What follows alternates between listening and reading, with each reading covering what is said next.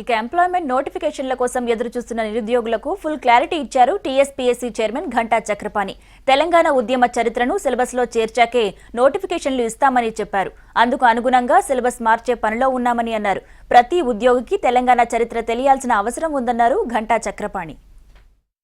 Public service commission ఏర్పాటులో నిమగ్నమైనాం. మాకు ఇంకా పూర్తి స్థాయిలో భవనం లేదు. ఆంధ్ర పబ్లిక్ సర్వీస్ కమిషన్ ఆధీనంలో భవనం ఉంది. మేము 2 ఫ్లోర్ల కొరకు గవర్నమెంట్ అడిగినాం.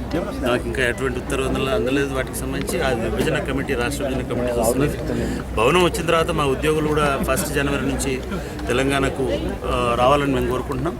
అట్లాగే మొత్తం నిర్వహణకు కావాల్సినటువంటి బడ్జెట్ను కూడా మేము గవర్నమెంట్ని అడిగినాం. అది రావాల్సింది.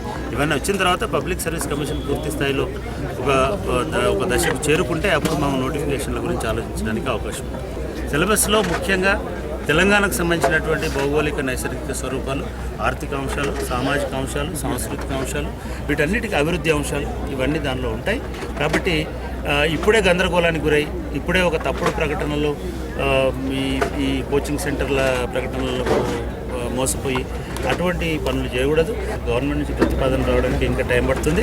అది వచ్చిన తర్వాత మాత్రమే గ్రూప్స్ ఉంటాయి తప్ప గ్రూప్స్ ఇప్పుడే నిర్వహించేటువంటి పరిస్థితి లేదు అక్కడ.